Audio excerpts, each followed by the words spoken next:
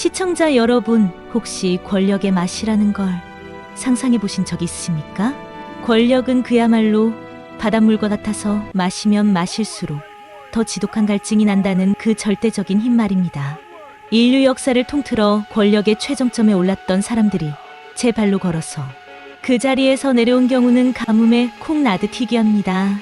대부분은 권력을 쥐고 죽을 때까지 절대 놓지 않으려 발버둥 치다가 비참한 최후를 맞이하거나 피바람을 부르며 파멸하고 말죠. 그런데 조선 500년 역사상 그것도 여성의 몸으로 가장 완벽하게 권력을 장악했고 또 가장 아름답게 그 권력을 툭 던져버리고 표표히 퇴장한 인물이 있습니다. 우리가 흔히 사극에서 보는 왕비들의 모습 어떻습니까? 남편의 사랑을 구걸하며 질투에 눈이 멀어 후궁들에게 사약을 먹이거나 친정 식구들 배불리느라 나라 재정을 말아먹거나 아니면 당쟁의 희생양이 되어 눈물만 줄줄 흘리다 화병으로 죽는 경우가 태반이죠. 하지만 오늘 우리가 만나볼 이 여인은 차원이 다릅니다.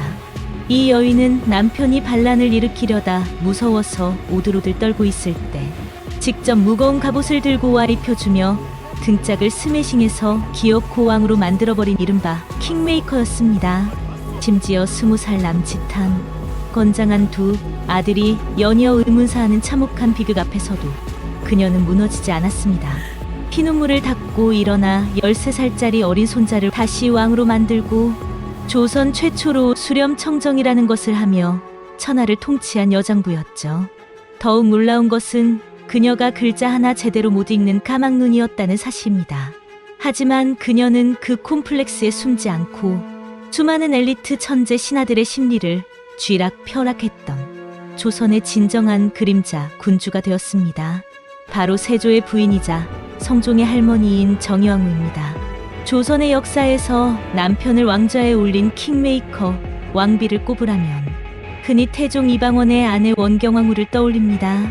하지만 원경왕후는 남편을 왕으로 만든 대가는 참혹했습니다. 철저히 토사구팽당하며 친정 가문이 멸문지화를 당하는 비극을 겪어야 했죠. 그런데 여기 똑같이 피바람 부는 권력 투쟁 속에서 남편을 왕으로 만들었지만 전혀 다른 결말을 쟁취해낸 여인이 있습니다. 버림받기는커녕 도리어 조선 역사상 최초로 스스로 거대한 권력의 정점에 올라 천하를 호령했던 철의 여인 정의왕후. 이 두 여인의 운명을 가른 결정적인 심리적 차이는 도대체 무엇이었을까요? 오늘 조선왕조 심록에서는 피바람 부는 권력 투쟁의 한복판에서 살아남은 한 여인의 소름 돋는 심리전과 서양의 초인, 사상부터 동양의 무의자연까지 넘나드는 그녀의 철학적 생존법을 아주 깊고 또 아주 재미있게 파헤쳐보려 합니다. 단순한 왕의 여자가 아니라 왕을 만든 여자, 그리고 마침내 스스로 왕이 된 여자. 가장 무거웠으나 가장 가벼웠던 정의왕후의 내밀한 마음속으로 지금부터 조용히 들어가 보겠습니다. 구독자 여러분 사랑합니다. 구독과 좋아요 눌러주시면 성은이 마음껏 하이다. 이야기의 시작은 1428년 세종대왕 시절로 거슬러 올라갑니다. 충청도의 파평 윤씨 집안이 아침부터 발칵 뒤집혔습니다. 동네 개들까지 덩달아 지저대는 부산스러운 아침이었죠. 이유인즉슨 궁궐에서 상궁들이 세종대왕의 둘째 아들 수양대군의 배필을 찾기 위해 이른바 압박 면접을 보러 온다는 소식이 전해진 겁니다. 당시 윤씨 집안의 아버지 윤번은 명문가 출신이긴 했으나 벼슬이 변변치 않았고 한때 뇌물 사건으로 곤욕을 치러 집안의 꼴이 말이 아니었습니다. 이 집안의 유일한 희망이자 최고 기대주는 예쁘고 참하기로 소문난 큰딸이었습니다. 어머니는 큰딸의 머리에 동백기름을 떡칠해가며 참하게 빗겨주고 아버지는 문 밖에서 안절부절 못하며 서성이고 있었죠. 드디어 궁궐 상궁들의 매서운 면접이 시작되었습니다. 그런데 앞불싸 우리 예쁜 큰딸이 궁궐 사람들의 압도적인 포스에 짓눌려 사시나무 떨듯 바들바들 떠는 겁니다. 혹시라도 실수하면 어쩌지? 우리 집안이 나 때문에 망하면 어쩌지? 하는 중압감에 찻잔을 들고 오는데 달그락달그락 소리가 온 마루에 울려 퍼질 지경이었죠. 오죽하면 찬물이 찰랑이다 넘쳐 귀한 비단 치맛자락을 다 적시는데도 겁에 질려 닦아낼 생각조차 못하고 굳어 있었습니다. 그때 상궁들의 매의 눈을 단번에 사로잡은 뜻밖의 인물이 튀어나옵니다. 바로 언니의 시중을 들기 위해 옆에 서 있던 고작 11살짜리 막내딸 정이었습니다. 보통 10살짜리 꼬마면 무서운 어른들 앞에서 엄마 치맛자락에 숨거나 눈을 푹 내리깔아야 정상입니다. 그런데 이 꼬마 아가씨는 언니가 흘린 찬물을 말없이 수건으로 쓱 닦아내더니 무서운 상궁들 정면에다 딱 자리를 잡고 앉는 겁니다. 그리고는 동그란 눈을 또렷하게 맞추며 차분하게 찻상을 나르고 상궁들이 넌지시 던지는 오목조목한 질문에 아주 똑 부러지고 야무지게 대답까지 척척 해냈죠. 대감, 저기 저 당돌해 보이는 꼬마가 대감의 막내딸입니까? 기상이 예사롭지 않습니다. 아, 예, 그 아이는 아직 철부지이옵니다. 우리 큰애를 보아주시옵소서, 마마. 아니요, 됐습니다. 큰따님보다는 저 막내 아이가 제격이겠습니다. 언니 대신 저 아이로 정하겠습니다. 단 한 번의 찻심부름으로 언니와 동생의 운명이 완벽하게 뒤바뀐 그야말로 막장 드라마 뺨치는 순간입니다. 우리는 이 장면에서 현대 심리학자 알프레드 아들러가 주창한 미움받을 용기를 떠올려 볼 수 있습니다. 아들러는 인간이 타인의 기대나 시선에 얽매이지 않고 오직 자신의 과제에 집중할 때 비로소 심리적 자유를 얻는다고 말했습니다. 언니는 잘 보여야 한다. 실수하면 안 된다는 타자의 시선에 짓눌려 자신을 잃어버렸습니다. 반면 10살의 정의는 남이 나를 어떻게 평가하든 아랑곳하지 않고 지금 내가 해야 할 일에만 집중하는 어린아이답지 않은 강력한 자존감을 보여준 겁니다. 결국 정의는 언니를 위해 정성껏 지어둔 비단 혼수옷을 대신 주워 입고 대궐로 향하는 가마에 오릅니다. 어린 나이에 언니의 자리를 뺏었다는 끔찍한 미안함, 그리고 부모와 떨어져 낯선 구중궁궐로 향하는 두려움이 왜 없었겠습니까? 가마 안에서 어린 소녀는 소리 죽여 울었을 겁니다. 하지만 그녀의 심장은 훗날 조선의 역사를 송두리째 뒤집어 엎을 만큼 그 좁은 가마 안에서부터 이미 단단하게 단련되고 있었습니다. 궁으로 들어간 정의왕후, 시아버지인 세종대왕과 시어머니 소원왕후의 지독한 예쁨을 받으며 쑥쑥 자랍니다. 세종대왕은 이 어린 며느리가 어찌나 예뻤던지 궐 밖에서 살아야 하는 대군의 부인임에도 불구하고 특별히 궁 안으로 불러들여 아이를 낳게 할 정도였습니다.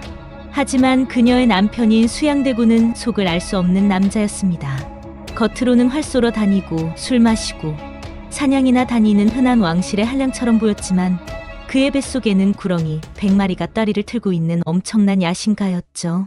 시아버지 세종이 죽고 문종마저 일찍 세상을 떠난 뒤 어린 단종이 즉위하자 수양대군의 집에는 밤마다 수상한 사내들이 개구멍을 통해 드나들기 시작합니다. 한명회, 권남, 신숙주. 이름만 들어도 훗날 조선 역사를 피로 물들일 살벌한 책사들이 사랑방에 모여 밤새도록 쑥덕거렸죠. 자, 여기서 정의왕후의 처세술이 기가 막힙니다. 요즘으로 치면 대기업 회장 아들인 남편이 밤마다 조폭들 끌어들여서 조카가 물려받은 그룹 경영권을 뺏으려고 역모를 꾸미는 상황 아닙니까? 보통의 아내들이라면 어땠을까요? 대군, 밤낮으로 이게 무슨 미친 짓입니까? 당장 그만두지 못합니까? 그러다 걸리면 우리 집안은 다 능지처참입니다. 라며 바가지를 박박 긋거나 불안에 떨며 친정으로 도망갔을 겁니다. 하지만 정의는 완전히 달랐습니다. 굳게 닫힌 방문 틈으로 새어나오는 피비린내 나는 모이를 다 듣고도 그녀는 묵묵히 밤참과 찻상을 내어주며 남편의 은밀한 동지가 되어줍니다. 서양 심리학의 거장 칼 융은 인간의 무의식 속에 남성성과 여성성이 공존한다고 보았습니다. 여성의 무의식 속에 존재하는 이성적이고 결단력 있는 남성성을 아니무스라고 하죠.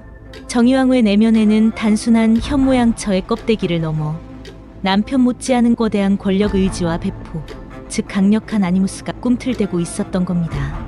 그녀는 수양대군이라는 거대한 호랑이가 사냥에 나설 때를 조용히 기다릴 줄 아는 실로 무서운 조련사였습니다. 심지어 그녀의 정치적 감각은 밖이 아니라 안방에서 이미 빛을 발하고 있었습니다. 당시 남편 수양대군이 안평대군과 김종서 세력에 밀려 철저히 정치적으로 고립되자 정의왕후가 직접 치맛자락을 걷어붙이고 나섭니다. 당대 명나라와 선이 닿아있던 최고 실세이자 외교통이었던 한학의 딸을 자신의 며느리로 덜컥 삼아버립니다. 그리고 조정의 전횡에 불만이 많던 핵심 대신 정인지의 아들을 자신의 사위로 만들어버리죠. 이게 무슨 뜻입니까? 남편이 밖에서 칼을 갈며 돌격대를 조직할 때 부인은 안방에서 혼맥이라는 가장 강력한 정치적 방패막이를 쳐준 겁니다. 마키아벨리가 명저 군주론에서 말한 사자의 힘과 여우의 지혜에 정의왕후는 겉으로는 말 없는 안주인이었지만 실상은 안방에 앉아 조선의 권력 지도를 설계하던 안방의 마키아벨리였습니다. 드디어 1453년 10월 10일 운명의 계유정남 거사일이 밝았습니다. 어린 조카 단종의 왕위를 실질적으로 뺏고 조선의 최고 권력자 김종서의 머리를 철퇴로 쳐부수기로 한 피의 밤이 도래한 것입니다. 그런데 여러 야사와 역사적 정황들을 살펴보면 아주 흥미롭고 인간적인, 어찌 보면 참으로 찌질한 장면이 하나 등장합니다. 천하의 야심가, 피도 눈물도 없을 것 같던 그 수양대군이 막상거사 당일 밤이 되자 극도의 두려움에 사로잡힌 겁니다. 방문을 열고 나가지 못하고 방 안을 빙빙 돌며 벌벌 떨고 있었습니다. 내가 백전노장 김종서 대감을 진짜로 이길 수 있을까? 정보가 새어나가서 관군이 깔려있으면 어쩌지? 실패하면 나뿐만 아니라 우리 마누라, 예쁜 내 자식들 다 능지처참인데 어쩌지? 핑계대고 내일로 미룰까? 문 밖에서는 행동대장 한명회가 대군마마 지금 안 나오시면 다 죽습니다 하며 미치고 팔짝 뛸 노릇이었죠. 그 모습을 방문 너머로 가만히 지켜보던 정의왕후 참으로 기가 찼을 겁니다. 아니 밖에서는 조카 밥그릇 뺏겠다고 호랑이처럼 으르렁대더니 막상거사 날이 되니 방구석 똥개처럼 이불을 뒤집어 쓰고 있네. 그때 덜덜 떠는 수양대군의 등 뒤로 미닫이 문이 드르륵 열립니다. 그리고 정의왕후가 손에 무언가를 묵직하게 들고 나타납니다. 그것은 다름 아닌 남편의 차가운 갑옷이었습니다. 대감, 지금 방구석에서 앉아서 무엇을 망설이십니까? 이미 화살은 시위를 떠났습니다. 지금 나서지 못하시면 저희는 내일 아침 역적으로 끌려가 평생을 짐승처럼 도망치다 개죽음을 당할 것입니다. 부인 김종서는 호랑이란 말이요. 만약에 우리가 실패라도 한다면 실패하면 저와 우리 아이들 모두 함께 깨끗하게 죽는 것입니다. 대감, 어서 나아가십시오. 우리 아들들의 미래를 위해서라도 오늘 밤 기필코 김종서의 목을 베고 돌아오시옵소서. 이 장면 정말 온몸에 소름이 돋지 않습니까? 이 절체절명의 순간 방구석에서 덜덜 떨고 있는 수양대군의 심리는 프랑스의 실존주의 철학자 장폴 사르트르가 말한 전형적인 자기기만 상태였습니다. 인간은 자신의 뼈를 깎는 선택과 그에 따른 무거운 책임을 져야 할 때 그 압박감이 너무나 두려운 나머지 상대가 너무 강하다, 타이밍이 안 좋다, 상황이 이러니 어쩔 수 없다라며 외부로 핑계를 대고 도망치려 합니다. 스스로를 어쩔 수 없는 상황의 피해자로 포장하면서 선택의 고통을 비겁하게 회피하는 것이죠. 그런데 정의왕후가 남편의 그 얄팍한 자기 기만의 유리창을 단숨에 박살내버립니다. 그녀는 주저하는 남편에게 무거운 쇳덩이 갑옷을 입히며 심리학에서 말하는 이른바 퇴로 차단을 시전합니다. 뒤로 도망칠 배를 불태워버린 겁니다. 당신이 무섭다고 지금 문 밖을 안 나가도 내일 아침 우리는 개죽음을 당하고 나가서 실패해도 우리는 죽습니다. 어차피 죽는 게 기정사실이라면 입을 덮고 떨다 비겁한 피해자로 죽을 것인지 아니면 칼을 쥐고 운명의 주인이 되어 싸우다 죽을 것인지 당장 선택하십시오. 사르트르는 인간은 자유롭도록 선고받았다고 했습니다. 내가 내 삶을 책임져야 한다는 그 자유는 형벌처럼 무겁고 두려운 것입니다. 정의왕후는 핑계를 대며 이불 속으로 숨으려는 남편의 목덜미를 끌어당겨 바로 그 무섭고도 고독한 절대적 책임의 한복판으로 그를 멱살 잡고 밀어 넣은 것입니다. 만약 그날 밤 정의왕후의 이 서늘한 스매싱 한 방이 없었다면 수양대군은 끝내 자기 기만 속에서 문 밖을 나서지 못했을 것이고 조선의 역사는 완전히 다르게 쓰였을 것입니다. 결국 수양대군은 아내의 동료의 눈빛이 돌변하여 밖으로 나갔고 피가 튀는 쿠데타를 성공시켜 왕좌를 차지하게 됩니다. 바야흐로 당돌했던 10살짜리 꼬마가 일국의 국모로 우뚝 서는 핏빛 대관식의 순간이었습니다. 남편은 조카를 몰아내고 세조가 되었고 그녀는 조선 최고의 여성 중전 마마가 되었습니다. 하지만 피로 떡칠을 한 어자의 대가는 너무나 가혹하고 끔찍했습니다. 단종을 복위시키려던 사육신이 불에 달군 쇠로 지져지고 거열형으로 끔찍하게 찢겨 죽었고 결국 유배지에 있던 어린 조카 단종마저 17살의 꽃다운 나이에 억울하게 목숨을 잃었습니다. 수많은 충신들의 피가 한양 땅을 적셨죠. 그 죗값이 시작된 것일까요? 세조는 매일 밤 죽은 단종의 어머니 연덕왕후가 꿈에 나타나 얼굴에 침을 뱉는 끔찍한 악몽에 시달렸고 온몸에 고름이 흐르는 정체불명의 피부병이 퍼져 밤새 비명을 지르며 고통받았습니다. 심리학자 지그문트 프로이트는 인간에게는 삶과 쾌락을 향한 에로스의 본능뿐만 아니라 스스로를 파괴하고 파멸과 무의 상태로 이끄는 죽음의 본능, 즉 타나토스가 내재되어 있다고 했습니다. 피로 권력을 쟁취한 이 부부의 삶에 이 타나토스의 무서운 그림자가 자식들을 향해 들이오기 시작합니다. 세조가 왕위에 오른 지 불과 2년 만이었습니다. 정의왕후가 눈에 넣어도 아프지 않을 건장하고 총명했던 20살 큰아들 이경세자가 갑자기 원인 모를 병으로 픽 쓰러지더니 하루아침에 목숨을 잃고 맙니다. 그뿐만이 아닙니다. 얼마 뒤 둘째 며느리가 출산 직후 죽고 눈에 넣어도 아프지 않을 3살배기 예쁜 손자마저 연이어 숨을 거둡니다. 하늘이시여, 조카를 죽이고 남의 가슴에 피눈물을 나게 한 죗값이라면 나와 내 남편이 받아야지. 왜 애꿎은 내 어린 자식들을 이리 짐승처럼 데려가십니까? 화려한 대수머리가 헝클어지는 것도 모른 채 대궐 차가운 바닥에 주저앉아 싸늘하게 식은 아들의 시신을 끌어안고 짐승 같은 울음을 토해내는 정의왕후. 권력의 최정점에서 한 여인이 그리고 한 어머니가 겪을 수 있는 가장 참혹하고 완벽한 지옥이었습니다. 그리고 1468년 평생을 죄책감과 병마와 싸우던 남편 세조마저 52세의 나이로 세상을 떠납니다. 큰아들 죽어, 며느리 죽어, 손자 죽어, 남편까지 모두 그녀보다 먼저 세상을 떠났습니다. 이쯤 되면 멘탈이 아무리 강한 사람이라도 정신줄을 놓고 실성하거나 절에 들어가 시름시름 앓다 죽는 게 정상입니다. 그런데 하늘은 참으로 잔인했습니다. 그녀에게 슬퍼할 시간조차 주지 않았죠. 남편의 뒤를 이어 간신히 왕이 된 둘째 아들 예종마저 왕위에 오른 지 불과 14개월 만에 19살의 젊은 나이로 또다시 돌연사하고 만 것입니다. 이제 궁궐에 성인 남자는 단 한 명도 남지 않았습니다. 오직 늙고 지친 할머니 정의왕후 혼자 덩그러니 남겨졌습니다. 큰아들도 요절하고 둘째 아들도 급사했습니다. 왕이 하루아침에 증발해버린 조선의 조정은 그야말로 패닉, 멘탈 붕괴 그 자체였습니다. 왕실의 가장 큰 어른으로 홀로 남겨진 정의왕후 대왕 대비 그녀는 펑펑 울고만 있을 틈이 없었습니다. 당장 오늘 다음 왕을 정하지 않으면 세조에게 불만을 품었던 반대파들이 득달같이 들고 일어나 피바람이 불 것이 불 보듯 뻔했으니까요. 여기서 자식 잃은 슬픔에 미쳐있는 줄 알았던 정의왕후의 머릿속에 무시무시한 슈퍼컴퓨터가 돌아가기 시작합니다. 한 손으로는 죽은 아들의 차가운 얼굴을 쓰다듬으며 피눈물을 흘리면서도 다른 한 손으로는 옥새를 움켜쥐고 조선의 권력 지도를 새로 그리고 있었던 겁니다. 어미의 심장은 갈기갈기 찢어져 내렸지만 정치가의 뇌는 그 어느 때보다 차갑게 뛰고 있었죠. 그녀의 냉혹하고도 치밀한 정치적 계산이 시작된 겁니다. 당시 왕실 법도대로라면 죽은 예종의 친아들인 제한대군이 왕이 되는 게 맞습니다. 그런데 이 아이는 고작 4살짜리 핏덩이였습니다. 4살짜리가 왕이 되면 신하들 장난감밖에 안 된다. 패스. 그 다음 서열은 일찍 죽은 큰아들 의경세자의 첫째 아들 월산대군이었습니다.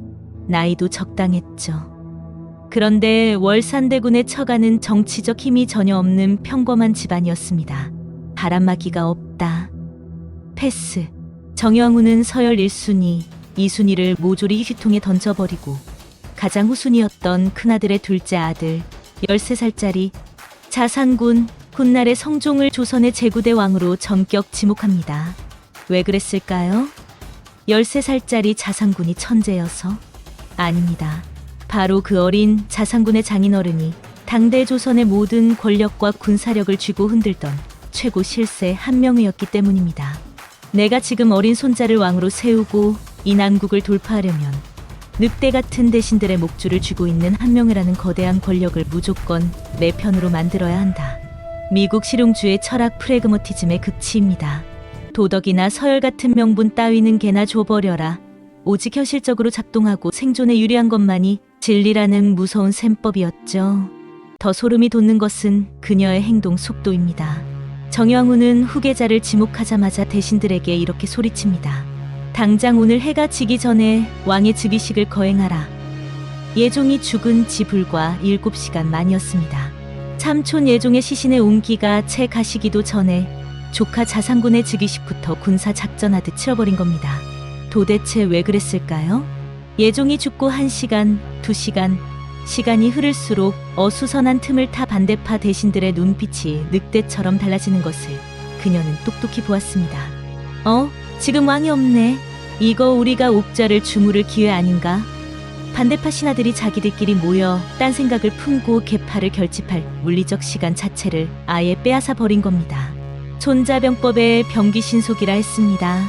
군사는 신들린 듯한 속도가 생명이라는 뜻이죠.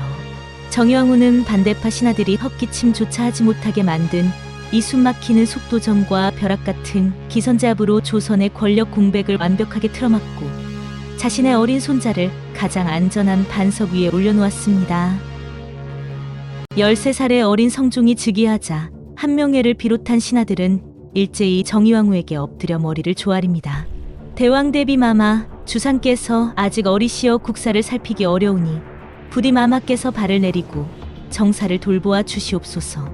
이른바 조선 500년 역사상 단 한 번도 없었던 여성의 공식적인 섭정, 수렴청정이 시작되는 순간이었습니다. 발을 내리고 정치를 듣는다. 하지만 천하를 후령하게 된 정의왕후에게는 아주 치명적이고도 부끄러운 약점이 하나 있었습니다. 그녀는 글을 몰랐습니다. 일상적인 한글은 읽고 썼지만 조정의 모든 공문서와 상소문, 법전이 쓰여있는 한문 한자를 전혀 읽을 줄 모르는 완벽한 까막눈이었던 겁니다. 아니, 글자도 못 읽는 할머니가 어떻게 엘리트 선비들이 득실거리는 조선의 정치를 해? 신하들이 어려운 한자 써가며 작정하고 속이면 다 당할 텐데?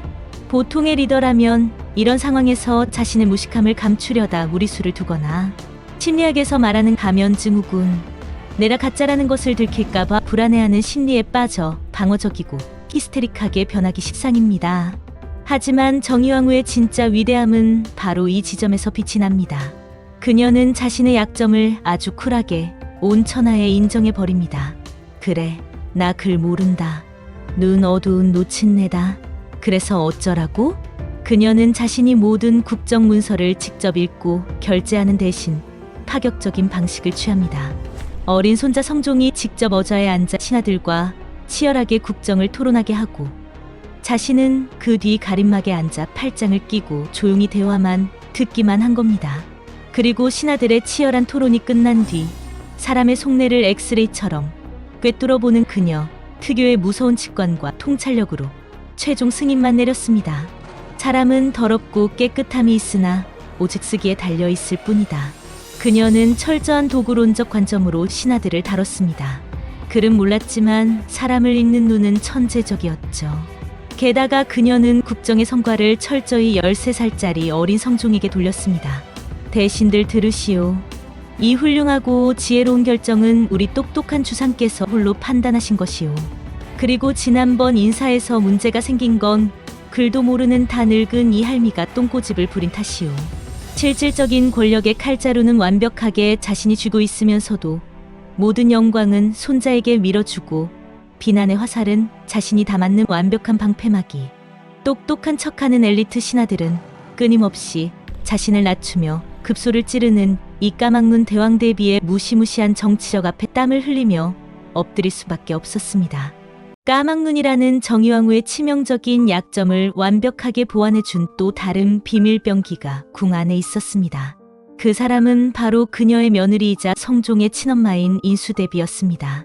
성종의 생모인 인수대비는 시어머니 정의왕후와는 180도 정반대의 사람이었습니다. 어릴 적부터 유교 경전과 복잡한 역사서를 달달 외울 정도로 학식이 깊고 한문에 능통한 그야말로 당대 최고의 엘리트 지식인이었죠. 보통 궁중 사극에서 시어머니와 며느리 사이는 어떻습니까?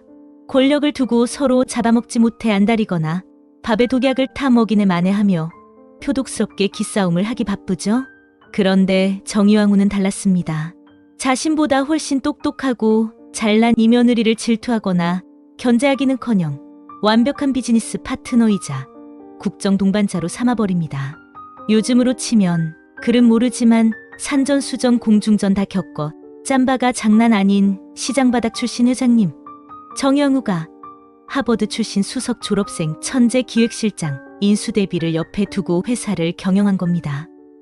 수빈아, 나는 까막눈이니 신하들이 올린 이 복잡한 상소문들을 네가 좀 읽고 알기 쉽게 언문으로 풀어서 내게 설명해다오. 예, 어마마마. 이 상소는 함경도에 큰 기근이 들어 백성들이 굶어 죽어가니 세금을 감면하고 구필미를 풀어달라는 내용이옵니다. 제 생각엔 당장 내탕고를 열어야 할 듯 싶습니다. 그래 오냐, 네 말이 맞구나. 지금 즉시 내탕고를 열어 곡식을 내리라 이르거라. 며느리가 문서의 복잡한 데이터를 정확히 분석해서 브리핑하면 사람 보는 눈치 백단의 시어머니가 핵심을 찔러 판결을 내리는 완벽한 투톱 시스템. 철학자 해겔의 변증법, 정반합으로 치면 글을 모르는 직관적 경험주의자 시어머니와 글에 능통한 차가운 이성주의자 며느리가 찰떡같이 결합하여 조선 초기의 태평성대라는 완벽한 결과물, 합을 만들어낸 겁니다. 남조녀비가 뼛속 깊이 박혀있던 깐깐한 조선의 엘리트 선비들조차 이 과부 시어머니와 과부 며느리가 만들어내는 완벽한 국정 운영 앞에서는 입도 뻥긋하지 못했습니다. 수십 년간 이어지던 피비린내 나는 남자들의 정치를 끝내고 두 여인이 굳게 손을 잡고 조선의 전성기를 열어젖힌 참으로 통쾌한 장면이죠. 조선 역사상 이토록 완벽한 고부간의 동업은 전무후무했습니다.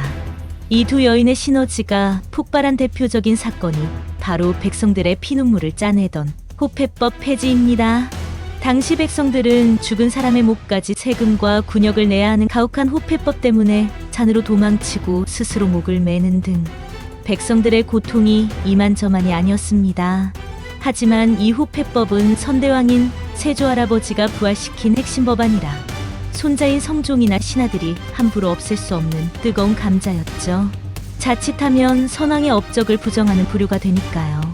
이 옴짝달싹 못하는 딜레마 상황에서 대왕 대비 정의왕후가 직접 칼을 뽑고 총대를 맵니다. 대행대왕께서 살아생전에 이 할미에게 조용히 말씀하시길 호패법 때문에 백성들이 너무 힘들어하니 이를 폐지하는 게 좋겠다고 하셨소. 당장 이 악법을 없애시오.